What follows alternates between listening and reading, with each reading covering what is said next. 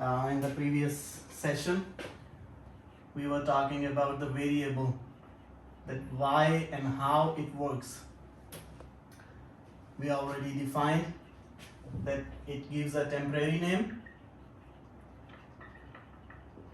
and secondly, it maintains the generality of the statement.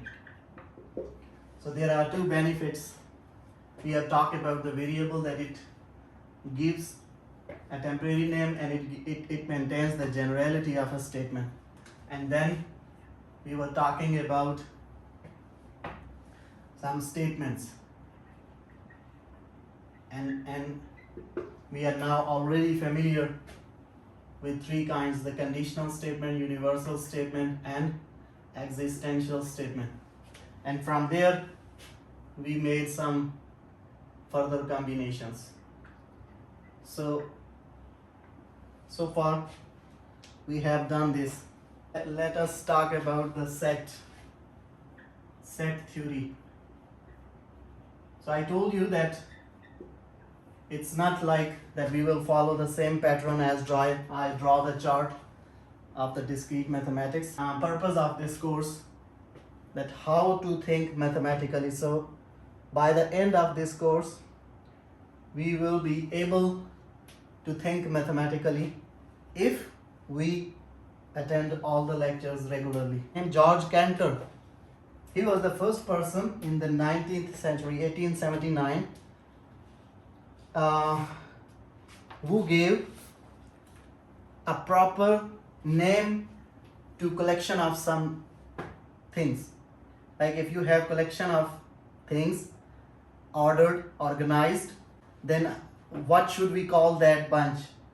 Like a basket of fruit, a class full of students, a bus full of passengers. So what should we name such collection? So he said that we can call it as a set.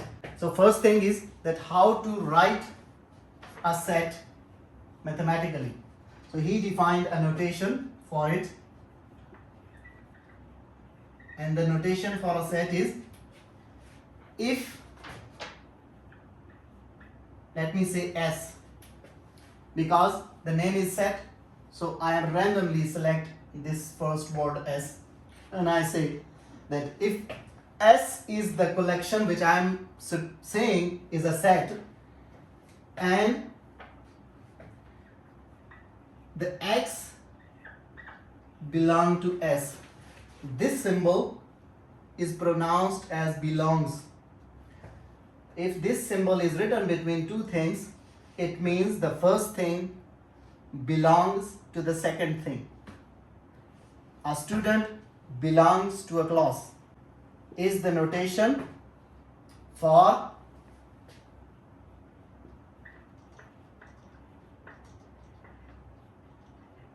the element of the set.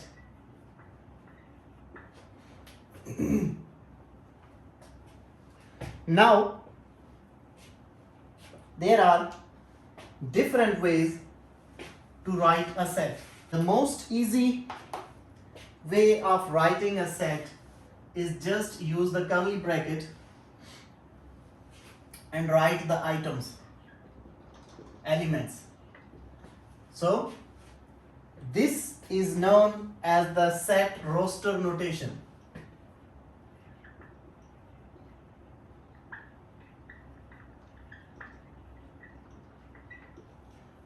It is the most convenient and most easy way of writing a set. A set of the class CST 2020 batch comprises of the students.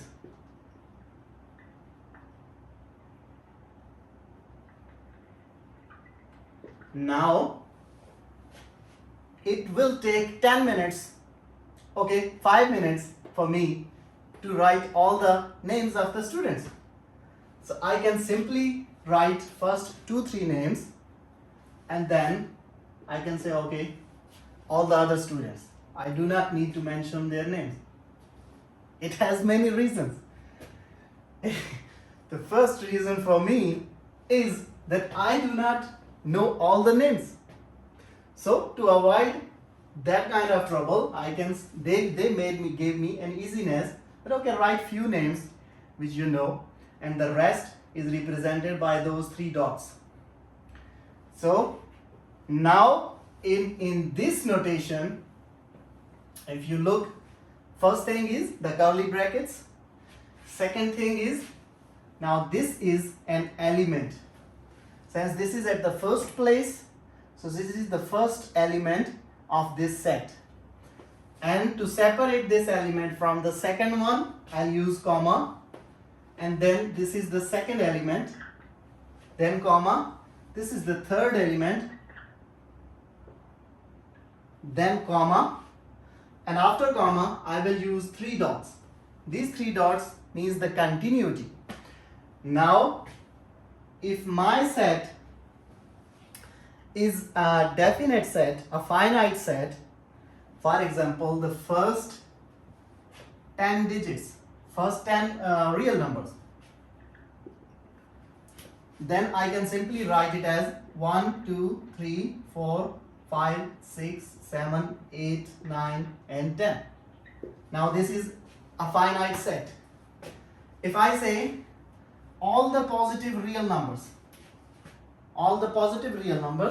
then I can simply say 1, 2, 3. Now just write 2, 3 items and then 3 dots and close the set. So it means, or you can either use plus infinity or not. So it means this is an infinite set because it never ends. I don't know what is the last real number, but this is a finite set because it has 10 elements. You can count them. A is 1, 2, 3, B is 3, 1, 2, C is 3, 2, 1. What is the difference between these 3 sets? There is no difference. Of the number. There is no difference. They are just ordered differently, but their elements are same. So actually, all 3 sets are equal. How many elements are there in this set? Is it equal to 0? It's 1. Is it equal to 0? Yes, sir. D is equal to 0 because there is 1 element and there is 0. That's why D is equal to 0. No. We cannot say that D equals to 0. Because by saying D equals to 0, I actually mean that D has nothing. But actually D has one thing, that is 0. You can never deny the existence of 0. 0 is a number. It doesn't matter what is the value of 0. It has no value if it is on the left. It has worth if it is on the right. And that doesn't matter.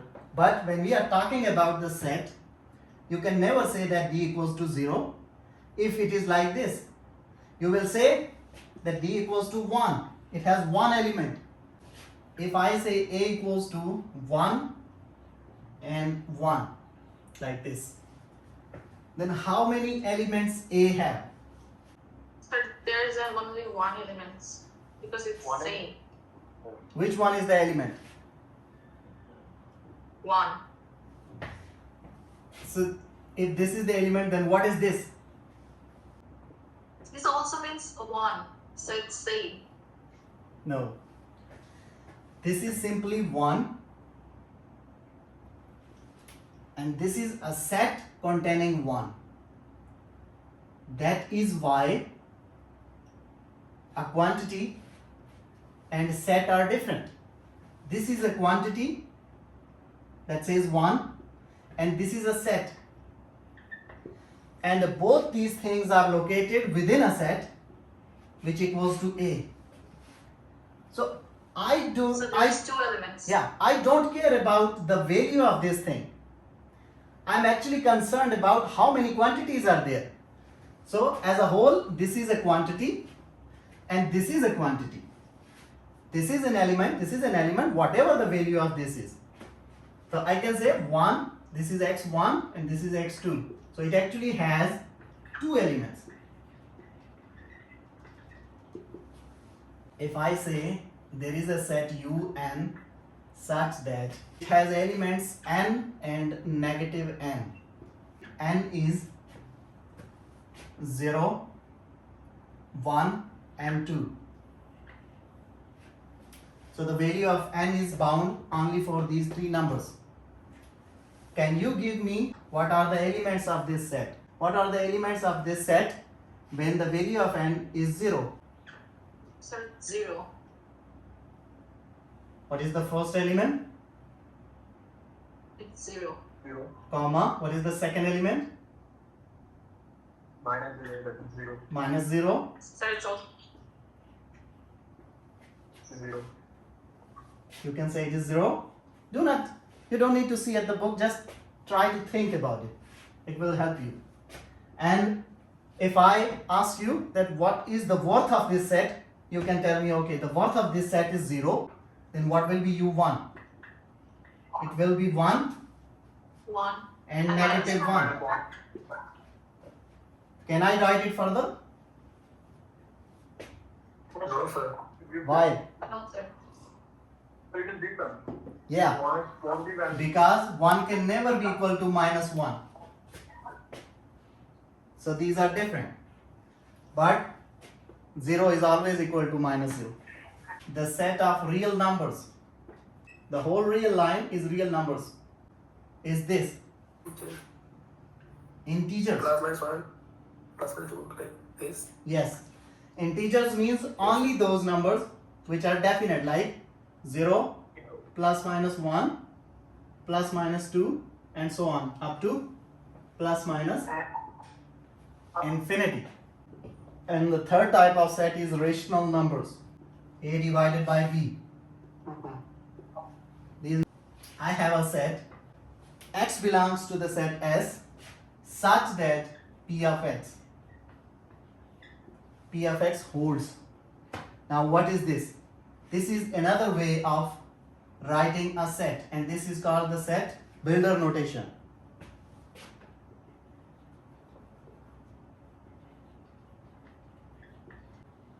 I will define a statement that an element can belong to a certain set if it will follow this rule.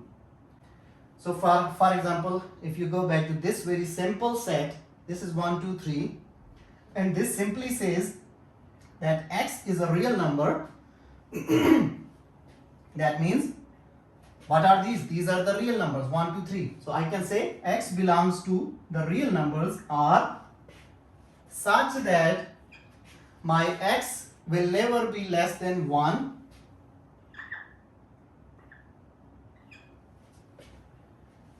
in between you will write x, and it will never be greater than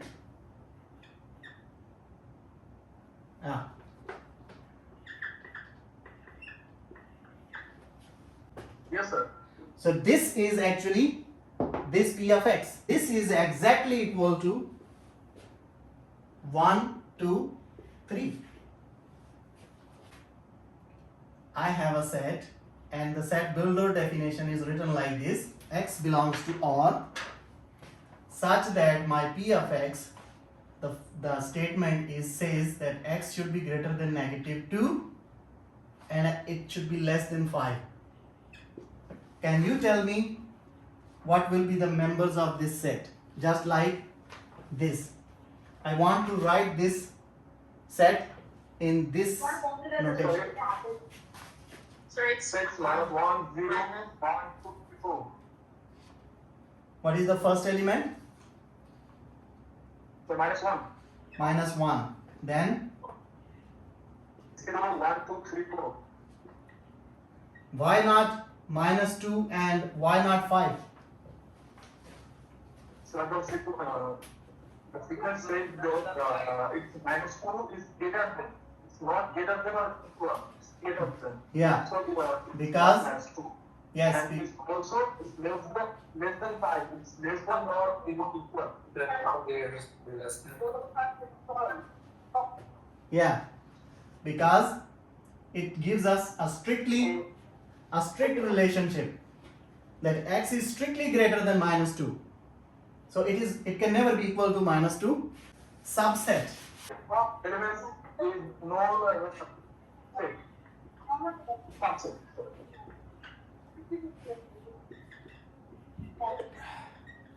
If every element of A And B is in B, then A is a subset of B. If A is a this set and this is B and A is somewhere here, this is A. Now A is totally within B. So I can say that A is a subset of, then if I want to say that A is not a subset of B, then what will be the definition? I will draw two pictures. You have to tell me which are correct. I say that this is A and this is B, they are separate. And I say that this is A and this is B, some part of A is in B. So first picture is A is not a subset of B. And how about this? So A is subset of B. But Sir, A and B has some common. so you mean you want to say that A is a subset of B here?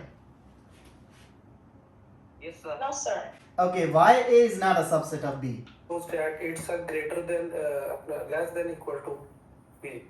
No, they said in the set. One thing keep in mind, set are not like numbers, so there is no concept of greater than or less than in the set.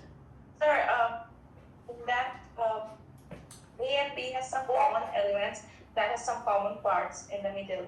So It's not A is not subset of B. no, go back to your definition of a subset. You said if A, B are two sets and if every element of A is an element of B, then A is a subset of B. But in these two pictures, some elements of A, it is true that some elements, this part, some elements of A are within B, but what about the other elements? The other elements are not there. These part. Yes, sir. So it violates the definition of a subset. So if it violates the definition of a subset, then definitely you can say it is counter subset. And counter subset means it is not a subset. So if there is at least one element of A, one which is the last number. So if there is at least one number of A that is not in B, so it will not be a subset of B. For a subset, A should be fully within the B. How about the proper subset? Actually, all the elements of A are all the elements of B. Now this means A is a subset of B. And here, if I say C is the smaller and D is the bigger, then all the elements of C, 1, 2, 3, they are present in the set D. But in addition to that, there is at least one element of D which is different than the elements of C.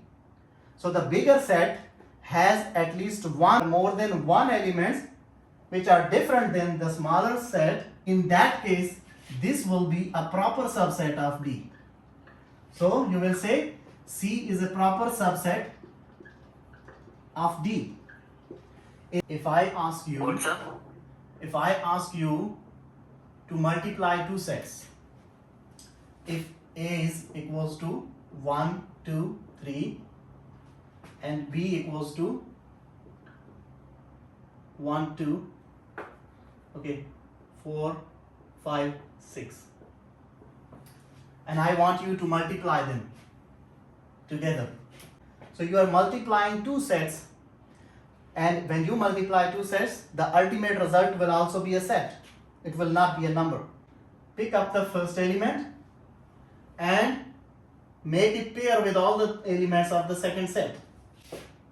So the A cross B will be like, start from A, pick up the first element and start making pairs with all the elements of the second set. So I have picked 1 and the first element of B is 4. So this is one pair. Then now separate this pair with the next pair. I will never leave this one until I finish all the members of the second set. So I will again pick up 1 and I will move to the second element. So another pair, I will pick up 1 and I will move to the third element. Now again I will pick up 1 if there is another element, but there is no element, so now the 1 I will leave it. Now pick up 2 and do the same thing. Now this whole set is actually the cross product of the set A and B, and this is giving me a pair of numbers. For example, the first pair is 1, 4. Now this is a pair of number. How this pair works? If you go back to the XY coordinates, now this is the x-axis. In this pair, the first element will be x and the second element will be y. If this is the x-axis, then the x will be located on this line and y will be located in the hole in this region somewhere. So this pair actually belongs to this location, Cartesian coordinates. Now I'm going to write the definition of an ordered pair. When we talk about an ordered pair, we need to know that in a pair which one is the first element and which one is the second element. So I say that a pair A comma B such that the first number of the pair A is actually coming from the set A and the second number B is actually coming from the set B. Then this AB is an ordered pair.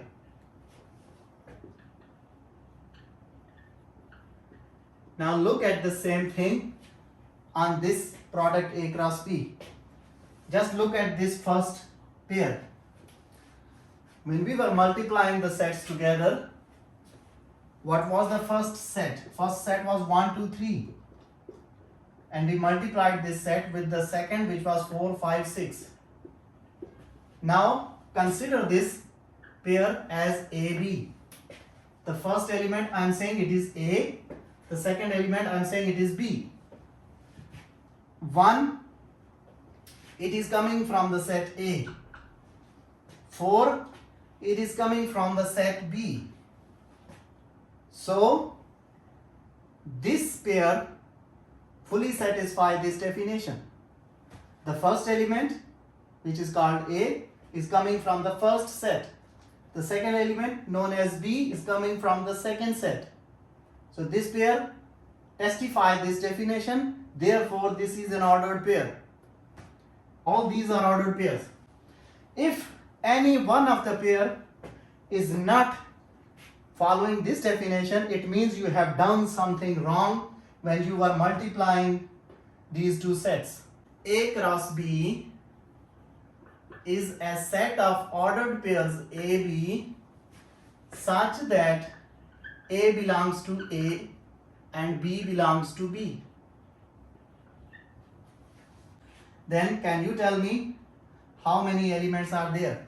When you want to find A cross B, is that the A should be at the first place and B should be at the second place. U is 1 U, 1 B, 2 U, 2 B, and 3 U, 2 U. Yeah. You find B cross A, Yes, sir. what should be? Because B cross A is equal to 1, B1, U2, B2, and U3, B3. Yes, so the first thing in mind is that I must write B first and then A. That is how it is known as the ordered pair. Now, in this case, the definition will reverse. If you are finding B cross A, then the definition will be the ordered pairs B comma A such that B belongs to B, A belongs to A. So what happened? The whole definition is just reversed. So at first place, I must have an element from B in the ordered pairs. For example, first ordered pair is U1. Now look at this ordered pair, U1. The first element at first place must be an element of B.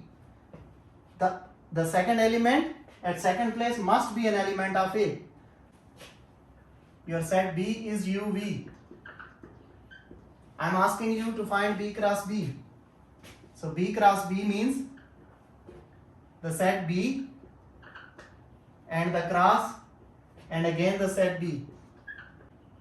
The first element of this B and the first element of this B. The first element of this B, the second element of this B. The second element of this B and the first element of this B. The second element of this B and the second element of second B. Similarly, you can find A cross A.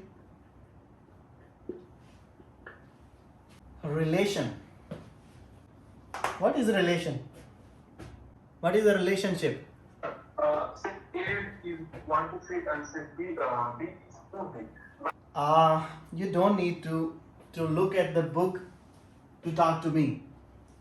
I'm asking just what comes in your mind when I'm asking about something. If I ask you about relation, Two things bonding, sir. yeah, just tell me what comes in your mind. Don't read the book. Two elements bonding, like they are staying with each other. Yeah, like two. Similar Okay. similarities. Yes, some kind of link between two elements or more than two elements. For example, you are the students of one class, so some of you are more close to each other. And why you are close? Because you are best friends. Some are simply friends, and all of you are class fellows. So I can say that there are three kind of relations in this class. In real numbers, if I talk about the real line and I say this is the real line and so on. Now every number, every two numbers, they are related to each other. How? One is a smaller number than 2. So I am saying 1 is less than 2. Now, if I talk about 1 and 3, then of course they are also related because 1 is less than 3. So every number which is sitting on this line has some kind of relation with all the other numbers. That if my ordered pair is x, y, and I am saying that x must be less than y, then if any ordered pair follows this rule, then that will be in the set of relation. So the set of relation will only contain those ordered pairs of the real numbers which will follow this property. Ordered pairs x, y such that x should be less than y. The first element should be less than the second element. So actually you are defining a relationship, a relation between the two numbers. So in mathematics, you will say that x is related to y such that x is less than y. In the class of 100 students, you say that I am going to arrange a party and I want to define a relation that there will be only those pairs in the party which are best friends. Only those XY which are best friends to each other, they can attend the party. The whole class cannot attend the party. Now, if there are 20 such kind of pairs, they are best friends to each other. So 40 people will join your party and rest of the 60 will not attend. So what happened? You actually wanted to make a list of the guests, and you made a criteria and you defined it as a relation, and this made the things easy for you. Now you have the list of 40 people which will join your party, and the rest 60 you don't need to care about them. They are just deleted from your party. But it doesn't mean they are no more the part of the class. They are part of the class, the 100 people, but they are not the part of your party. The party will only contain those 20 pairs who are the best friends. For example, this definition belongs to a circle. X square plus y square equal to 1. This actually is an equation of a circle. So actually, if you talk about the whole real line, if actually, okay, like this. Now this is a unit circle. This definition is a definition of a unit circle. So actually your region was from negative infinity to positive infinity. But you only want to exclude the elements which belong to this region, which belong to the unit circle. 1, negative 1, 1, negative 1. So you only want those real numbers which belong to this region, and you want to exclude all the other numbers. Then you define a certain statement, a property, which you name as a relation between two numbers. If any number, any ordered pair will follow this relation, it will belong to this region. It will come to my property. Other will be excluded. There is a definition, and it says, if A, B are two sets and a relation R from A to B is a subset of the whole set A cross B, such that are given the ordered pair XY in this whole set A cross B, which follows this definition. Okay, X related to Y. So I had two sets A and B. I did a cross multiplication of A cross B, and I found a big set of ordered pairs X, Y, such that X belongs to A and Y belongs to B. So I have a big set of this kind of elements coming from A cross B, and I am going to choose only those XY which are following my rule, which are following the definition. For a specific case, if I say x square plus y square equal to 1, now this is a relation which I am going to define. My relation is this. So all those pairs I will pick up from this big set, and I will make another set that will be R. This set will contain only those XY pairs such that X is related to Y. So the set of relation will only contains those ordered pairs from the whole bigger set which follow this relation definition. I say that A is 1, 2 and B is 3, 4. Now what is A cross B? It is simply the cross product of them. 1, 3, 1, 4, 2, 3, 2, 4. Now I define a relationship that I say that okay, X is related to Y such that X, I will only take those elements in which let me change it, in which I can use it as 2, 3. Okay, it will be 1, 2, 1, 3 and 2, 2 and 2, 3. And I'm now going to define a relationship between the pairs that x is less than y. I will only pick up those ordered pairs in which this relationship is followed.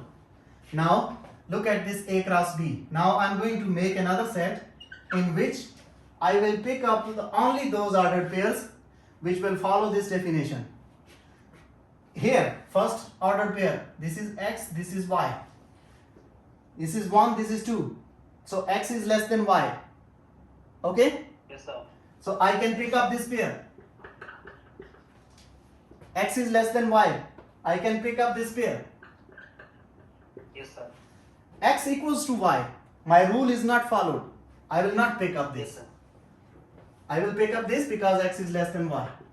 2, 3. 2, 3. So what happened? When I defined a rule, there was a bigger set A cross B, but one element did not follow my instruction. I kicked it out. Now my new set R, which is the set of relationship, contains only 3 elements, but all these elements are coming from this set. So I can simply say that this set is a subset of this bigger set. So Yes, sir. I can say that R is a subset of A cross B. Sir, So we will start from here next week. Okay, take care.